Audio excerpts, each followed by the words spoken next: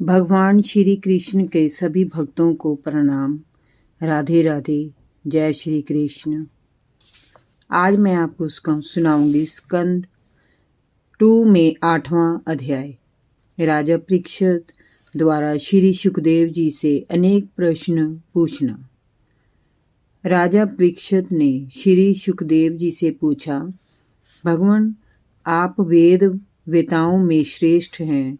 मैं आपसे ये जानना चाहता हूँ कि जब ब्रह्मा जी ने नारद जी को भगवान के स्वरूपों का वर्णन सुनाकर भगवान के गुणों का प्रचार करने का आदेश दिया, तब उन्होंने किन किन को किस रूप में उपदेश दिया?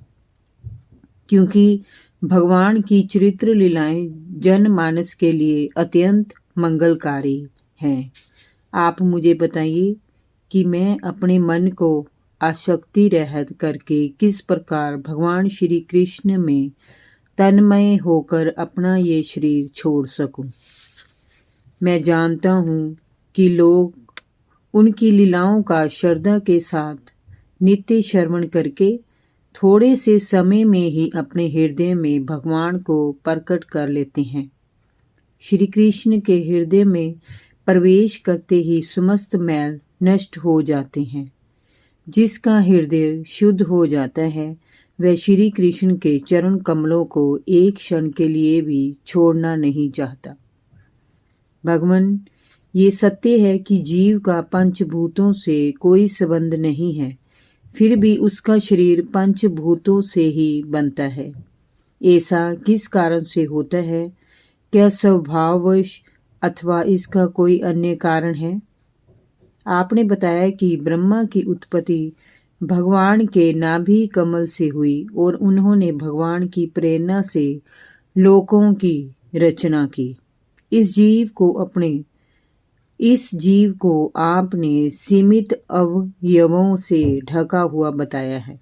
उसी प्रकार परमात्मा भी सीमित अवयवों अर्थात माया से अवच्छिन्न है। फिर इन दोनों में क्या अंतर है? माया के स्वामी परम पुरुष परमात्मा अपनी माया का त्याग करके किस रूप में शयन करते हैं? भगवान, लोकपालों की विराट पुरुष के अंगों से रचना और लोक तथा लोकपालों के रूप में उसके अंगों की कल्पना से आपका क्या अभिप्राय है?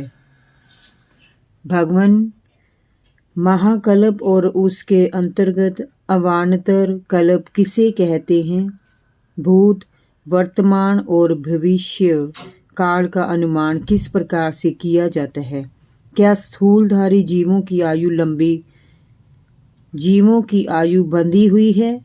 काल की इस सूक्ष्म गति और त्रुटि को तथा स्थूल गति वर्ष को किस प्रकार से जाना जाता है?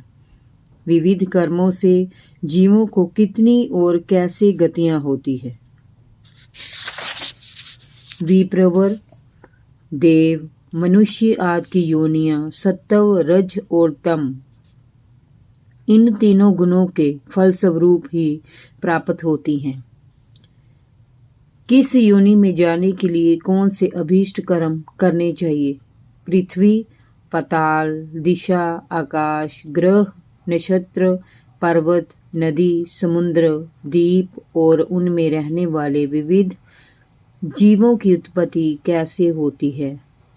ब्राह्मण का परिमाण अंदर से और बाहर से कितना है?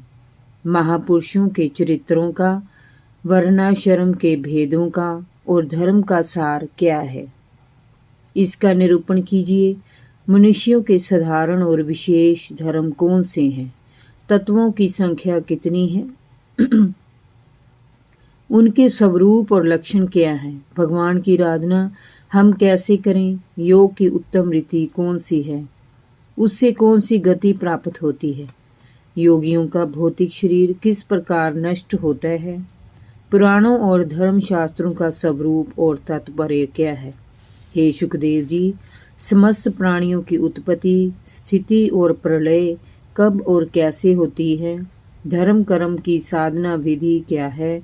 पखंड कैसे पनपता है? आत्मा के मोक्ष का स्वरूप क्या है?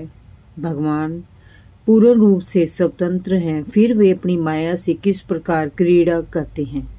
हे विप्रवर, हे व्यास नंदन सुखदेव जी, मैं आपकी शरण में हूँ। आप कृपा करके मेरे प्रश्नों का एक एक करके उत्तर दीजिए। भगवान, मेरे प्राण उस कुपित ब्राह्मण को के शाप के अतिरिक्त किसी और प्रकार से नहीं निकल सकते। आप मुझे भगवान की अमृतमयी लीला का पान कराइए। सूत जी ने कहा, शौनक आदि ऋषियों, राजा परीक्षित की प्रार्थना पर श्री सुखदेव जी ने प्रसन्न होकर राजा के प्रश्नों का उत्तर इस प्रकार दिया। जय जय श्री राधे भागवत महापुराण की जय। कृष्ण कन्हैया लाल की जय। मोर मुकुट मुरली वाले दी जय।